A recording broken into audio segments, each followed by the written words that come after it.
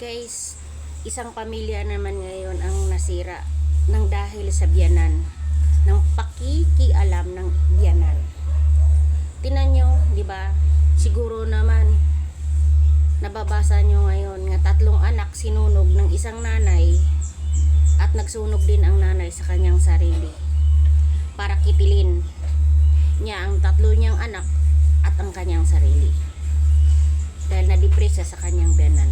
Ako guys, isa din ako dyan. Probe and heart din ako dyan. Kasi ranas ko din yan. Dumating nga kami sa puwente na ako, pinapili niya yung asawa ko ng aking biyanan. Ako o siya daw. Pero alam mo guys, pasalamat ako kay God. Kasi alam mo kung bakit guys? Dahil ang aking asawa, kami ang pinili niyang mag-ina at hindi yung kanyang nanay. Doon ako sobrang proud. Kasi, alam mo kung bakit? Bihira lang yun sa lalaki ngayon nga ang asawa ang piliin kaysa nanay niya. Kalabanan ngayon guys. Ang asawa sunod-sunuran kung anong sabihin ng nanay niya. Alam mo ba doon guys? Sa madaling salita, yung lalaki na yun guys, wala siyang bayag. Bakla siya. Kasi, alam mo kung bakit? Nagpamilya pa siya. Ngayon sunod-sunuran na siya sa magulang niya. Bakit di ayaw na lang niyang tumira doon sa palda ng nanay niya?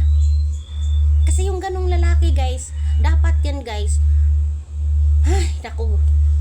Sa akin talaga guys, gigil ako sa ganun. Dahil nawasak yung pamilya niya nang dahil sa magulang niya. Bakit? Magulang niya yon. Kahit ano man ang gawin, magulang niya yun. Pero hindi sa lahat ng oras magpahawak sa saliig. Dahil mapamilya siya. Kaya nga siya bumuo ng pamilya guys, di ba? Kasi nga gusto na niyang magkaroon ng pamilya. Bakit sunod-sunod rin siya sa magulang niya? Hindi ba siya naawa doon sa asawa niya? Hindi ba siya naawa sa 3 niyang anak?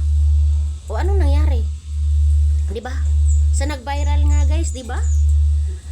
Sa loob ng isang linggo, 2,500 ang ibibigay mo sa asawa mo. Nga ang asawa mo, maliliit pa yung mga anak. Diruin mo yun, nagdididi pa, nanghihiram ng pera para lang makapabili siya ng gamot dahil may sakit siya. Dumating sa point nga, di niya nakayanan. Di ba?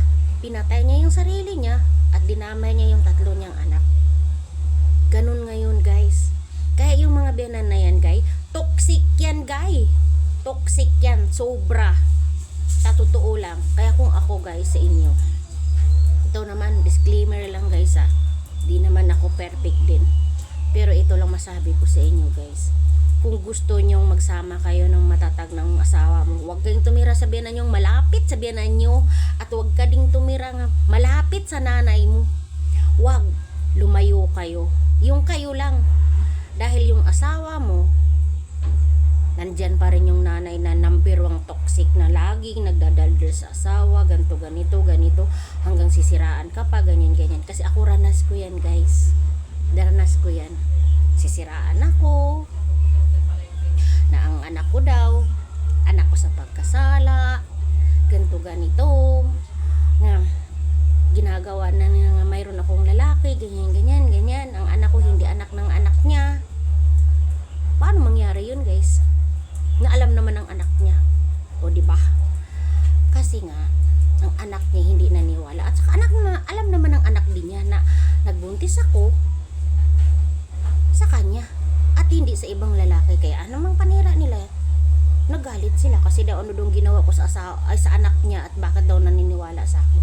Dahil yun ang totoo. 'Di ba? Ganun ang biyanan, guys. Ganun ka-toxic sa inyong mag-asawa. Kaya kayo diyang mga babae, wag tumayo kayo ng sarili nyong paa, nakakayanin nyo. Dahil ako kasi guys, nabuhay ako ng sarili ko, napaaral ko yung sarili ko sa 2 kong paa. Kasi maaga din akong naulila. Wala akong nanay, wala akong tatay. Kasi maaga silang pumanaw. Kaya ako guys, kaya ko. Hanggang dumating yung point nga Pumanaw man yung asawa ko guys, na para sa akin, ang asawa ko, pinaka-the best na asawa sa buong mundo. Pinagmamalaki ko talaga yun guys, kahit wala na siya. Kasi, wala akong masabi nun guys. Hindi ako binigyan ng sakit ng ulo ng asawa ko na yun guys. Pero kaso nga lang, ang taong mabait kasi guys, kinukuha ng maaga ng Diyos. Pero, wala tayong magawa kasi lahat naman tayo pupunta sa ganun. Kaya para sa akin, proud ako sa lalaki na may panindigan at may sariling tumayo ng sariling niyang paa at may sariling bayag, hindi yung duwag sunod-sunuran sa nanay niya, na ang nanay niya alam naman niyang toxic pero sunod-sunuran pa din siya. Kaya para sa akin, kayo mga babae na ginaganyan kayo ng mga biyanan nyo, laban kayo, huwag kayo patalo. Ba't kayo magpapatalo? Binuntisan ka ng anak niya eh, may anak na kayo, tapos ngayon ganunin ka. Huwag. Kasi pag mabait ka, api-apihin ka lang. Kaya huwag kayong magpapaapi. Tamo ako, ayoko ring ay naapi. Kahit yung mga anak ko, ayoko ring apihin. Yun lang masasabi ko. Kaya kayong lahat ng mga, para sa ating mga babae, laban kayo. Basta nasa tama lang kayo. Pero kung nasa mali naman, huwag na kayong lumaban. Kasi masama naman din yun. Ipaglaban nyo yung karapatan nyo. Kasal man kayo o hindi, wag lang kayong mangabit. Kasi pangit yun. Yun ang masabi ko sa inyo. O, yun. Kung mayroon kayong natutunan ng aral guys, salamat. And follow and share. And thanks God. Thank you Lord. Sana may natutunan kayo. Thank you guys.